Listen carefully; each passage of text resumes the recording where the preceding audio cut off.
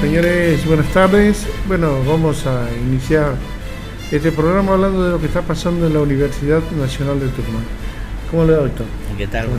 ¿Qué tal, doctor? ¿Cómo le va? ¿Cómo está? ¿Qué tal, Germán? Bien. ¿Cómo estás? Antes de ir a preguntas puntuales, ¿cuál es su visión de la universidad hoy?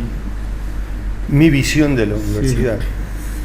Bueno, yo creo que estamos pasando por una crisis que ya viene desde hace tiempo, no es de la última gestión.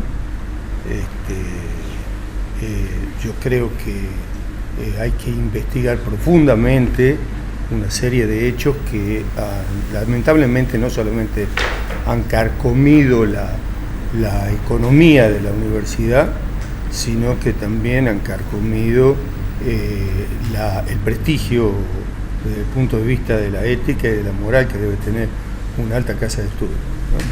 Es decir, toda la serie de denuncias de corrupción, las denuncias por vaciamiento de entidades, la malversación, las denuncias por malversación de los fondos de la minera, la compra de voluntades. Es decir, realmente es algo que viene ensuciando a la institución universitaria desde hace mucho tiempo. Por eso, desde el punto de vista gremial, a mí desde mi perspectiva de gremialista, siempre me ha interesado que se profundice la investigación de todos esos hechos, que se modifique la estructura de la universidad. Yo creo que la universidad que vivimos es una universidad que tiene una estructura feudal, así lo digo duramente, tiene una estructura feudal, no es de esta época, donde los distintos estamentos están representados por minorías, ¿no? Justamente los estamentos mayoritarios están representados por minorías y los sectores minoritarios dentro de la universidad están representados por la misma cantidad que los sectores mayoritarios. Por ejemplo, como usted habla de minorías, ¿quién sería? Por ejemplo, tomemos el caso de la constitución del Consejo Superior de la Universidad.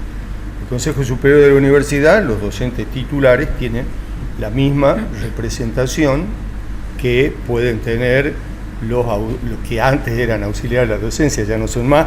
Ahora, de acuerdo al nuevo convenio colectivo, somos todos profesores, cuando en realidad la cantidad numérica de uno y otro en el ámbito universitario es distinta. Lo mismo que la cantidad numérica de los estudiantes. Yo creo que tendría que haber una proporcionalidad, que se tendría que ir a una forma de elección directa. Creo que hace falta una nueva reforma universitaria. Su visión, doctor, ¿cuál sería? Bueno, creo que hay que distinguir, comparto en parte el panorama que pinta aquí el profesor Paliza. Creo que es una universidad que tuvo malas gestiones durante mucho tiempo y que desde ese punto de vista la han puesto a la universidad en un contexto de una crisis estructural muy compleja, situaciones que no se limitan a un periodo concreto de una gestión en particular, sino que hablamos de décadas donde se han ido generando situaciones estructurales muy complicadas de resolver y que la ponen a la universidad desde un punto de vista de cómo gestiona sus recursos, cómo gestiona su gobierno en una situación comprometida. Pero nunca tenemos que olvidar que también la universidad, por otra parte, goza de una enorme vitalidad desde el punto de vista del trabajo que hacen sus profesores, sus investigadores, sus estudiantes, y que a pesar de estos problemas estructurales sigue siendo una casa de altos estudios que sigue ofreciendo una educación de calidad, una educación pública de calidad, que le brinda a la sociedad argentina en general y en particular la de Tucumán y la del norte argentino, la posibilidad de que tenga un abanico amplio de profesionales muy bien formados y preparados para las distintas actividades, ¿no es cierto?, que tienen que ver con la vida social. Entonces, diría que tenemos una crisis desde el punto de vista de lo que es la gestión universitaria, el cual comparto plenamente, pero que también, por otra parte, es una universidad que goza de muy buena salud y tiene una enorme vitalidad en lo que tiene que ver con sus funciones específicas de docencia, investigación, extensión. Bien. Sí, en lo que tiene que ver ya con el sistema electoral en la universidad. El Consejo Superior decidió que seguirán con el voto secreto en las próximas elecciones. ¿Cuál es su postura respecto de esto, no? ¿Cuál es su moción? ¿Usted justificó el voto secreto? Bueno, yo participé de la sesión del Consejo Superior del martes pasado, sí, en mi calidad de vicedecano de la Facultad de Filosofía y Letras. Y en esa sesión, bueno, es necesario contextualizar un poco para que la audiencia pueda entender de qué se trata este tema, que la estructura del gobierno universitario, tal cual lo prevé el actual estatuto, se relaciona, digamos, directamente, o se vincula muy directamente con lo que son las viejas formaciones políticas que nosotros los historiadores estudiamos en las sociedades llamadas de antiguo régimen, es decir, sociedades corporativas donde no existe el concepto o no existía el concepto de la igualdad ante la ley, sino que eran sociedades integradas por cuerpos o estamentos diferenciados y que en función de esas diferentes calidades que se reconocían a los individuos se traducía en un sistema político donde el colegio electoral, el sistema de elección indirecta era el predominante.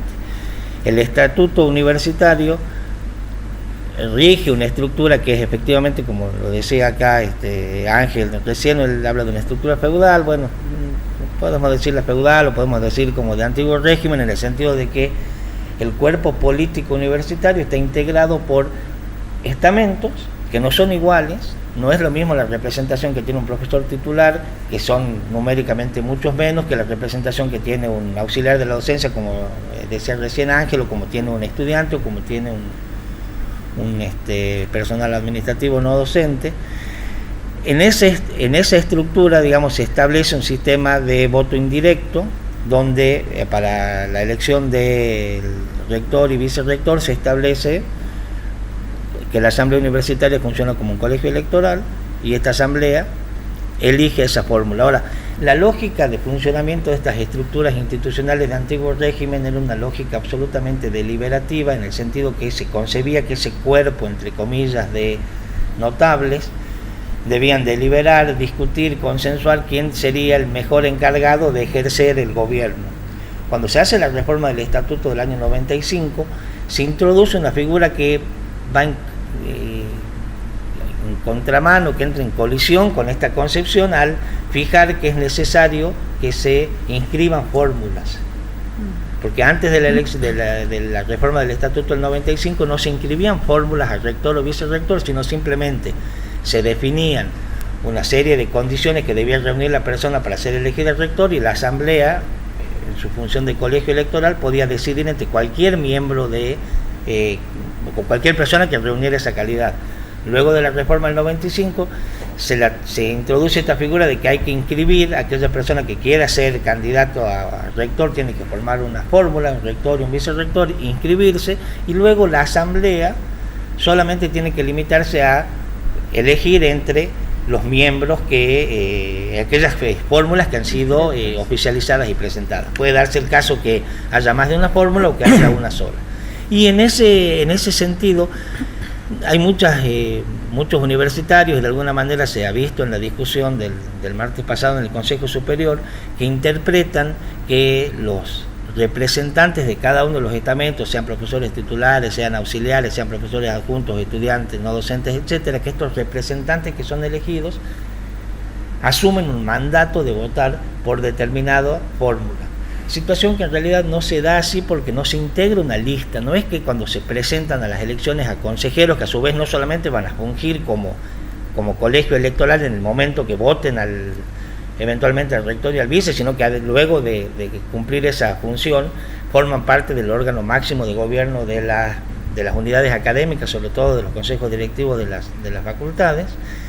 Entonces no hay un mandato directo y expreso donde se dice que fulano de tal está integrando la fórmula que va a votar por rector a Juan Pérez, sino que se elige a una persona, y en ese contexto y bajo esa figura, la idea de que en esa asamblea se preserve el voto secreto en los términos, digamos, que se había incorporado en la legislación argentina después de la ley Sáenz Peña. ¿Qué es lo que tiene de positivo? Lo que tiene de positivo es que de alguna manera resguarda a esa persona que en el momento de ejercer ese voto quede inmune a las diferentes presiones que está sometida durante ese proceso electoral, presiones que muchas veces, como también es público y notorio, son espurias y tienen que ver con compra y venta de voluntades y demás.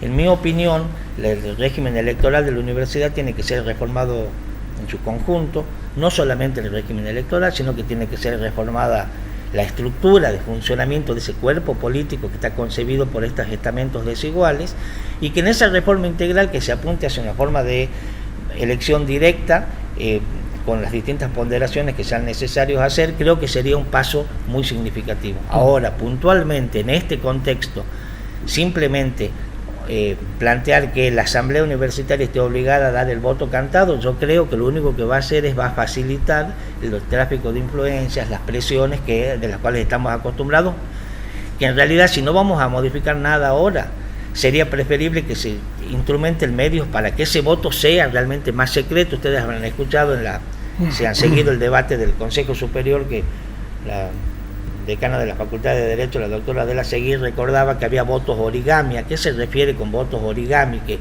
cuando se va a abrir los sobres donde han emitido los sufragios los asambleístas, había algunos votos que la papeleta en la cual se indicaba por qué fórmula se votaba estaba doblada de una forma muy sofisticada, que no hay que ser muy perspicaz para darse cuenta que es un mensaje para decirle a aquella persona que ha comprado esa voluntad o que ha presionado para que esa persona vote en un sentido, le está diciendo: mi voto por fulano, que yo ya te lo vendí o que yo ya lo acordé bajo estas formas espantosas que se han dado, ahí está la prueba de que ese voto es el mío. Mi voto por fulano de tal va a estar dobladito como un origami.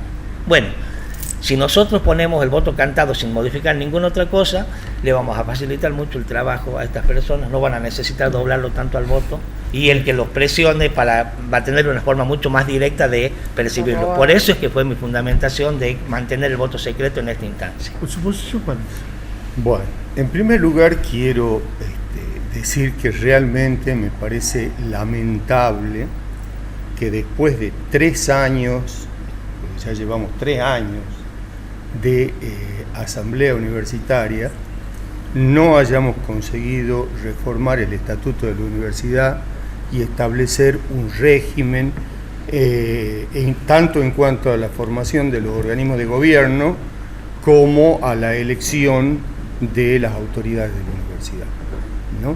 Realmente a mí me parece espantoso que 3 años es una barbaridad, por falta de quórum, por reticencia de algunos consejeros, etcétera, etcétera. Pero yo creo que estos 3 años, porque en realidad la asamblea universitaria fue arrancada por la lucha de los docentes, por la lucha del 2014, es producto de la lucha de los docentes del 2014.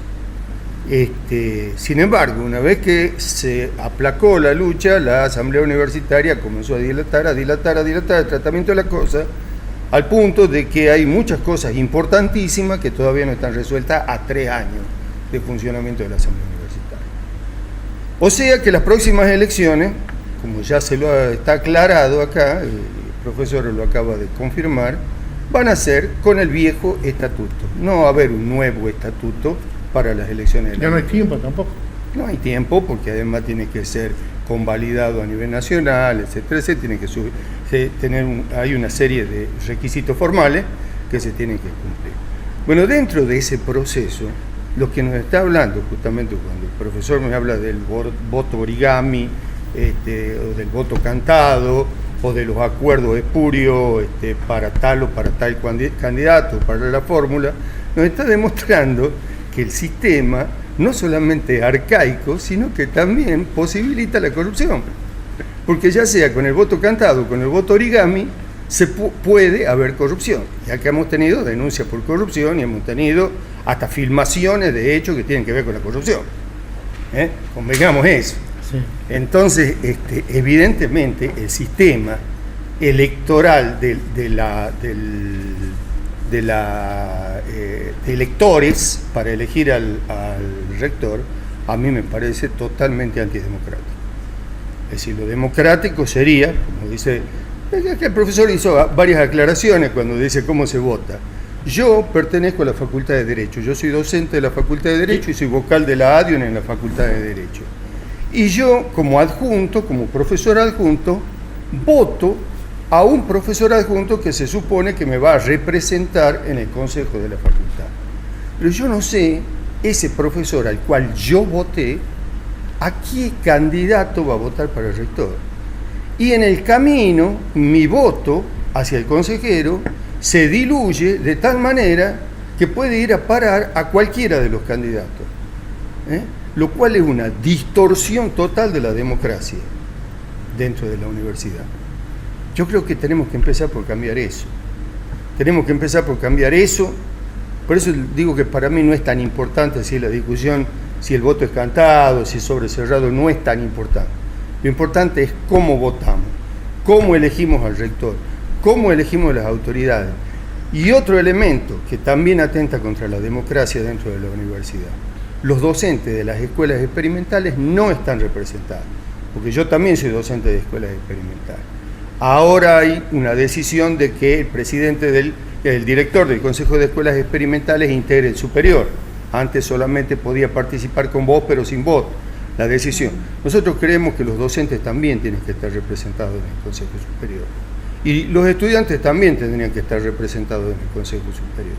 Es decir, como cualquier otro, porque sí, están representados los auxiliares de la docencia, están representados los adjuntos y los asociados, están representados los titulares, ¿por qué no pueden estar representados los docentes de las escuelas? Una pregunta para los dos. Sí. Sobre el tema de las condiciones para ser rector y decano. ¿Cuáles son las condiciones para ser rector realmente?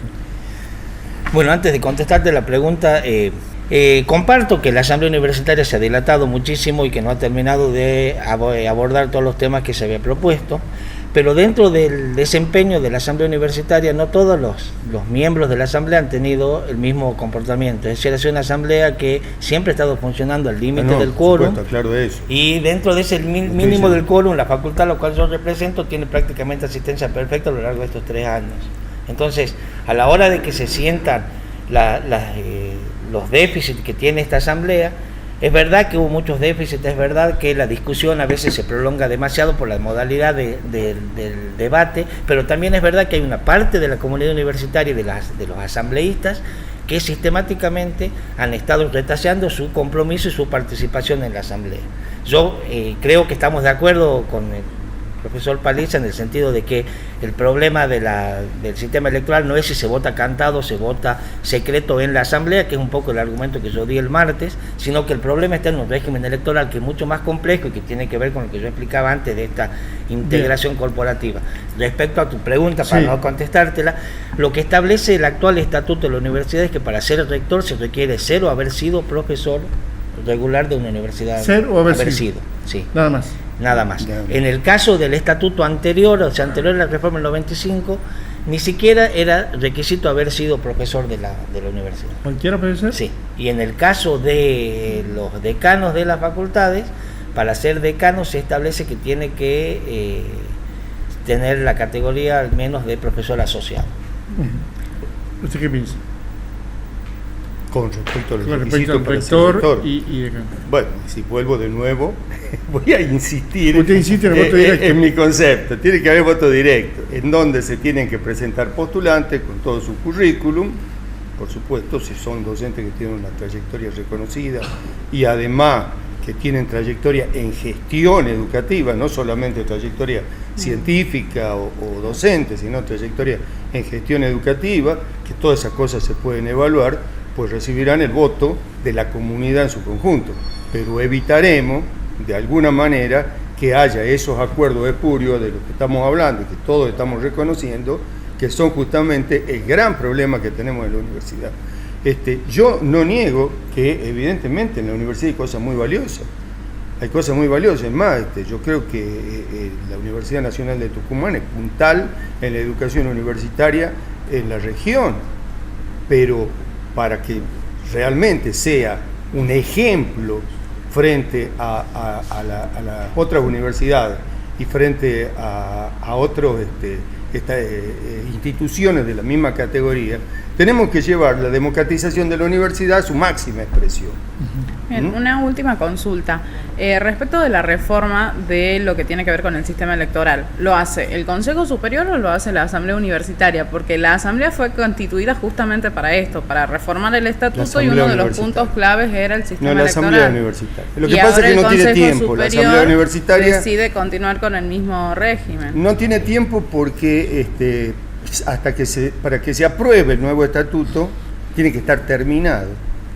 Y una vez terminado se tiene que aprobar en su totalidad.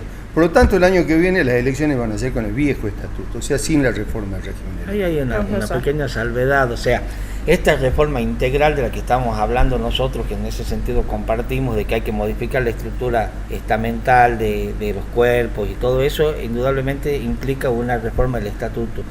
Ahora, sin modificar ni el actual estatuto le confiere al Consejo Superior la atribución de establecer el régimen electoral, que se refiere a aspectos más puntuales, o sea, no estos aspectos integrales que nosotros estamos hablando. Y en ese sentido, por ejemplo, una de las cosas que pienso yo que es imprescindible que se haga ahora es que se establezca una modalidad de elección simultánea. No se puede cambiar efectivamente, si no se cambia el estatuto, la representación de cada estamento, etcétera. Pero lo que sí podemos hacer es que en un solo día toda la comunidad universitaria, cada uno a su estamento, participe en la elección en el mismo día.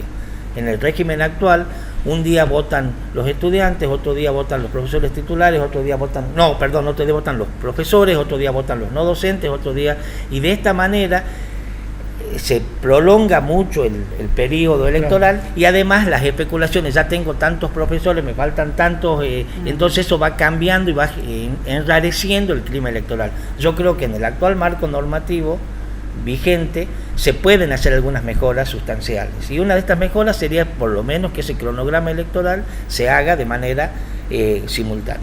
Gracias, doctor. Gracias por venir. Gracias, doctor. No, por favor. Gracias, Romina. Hacemos una pausa y ya volvemos.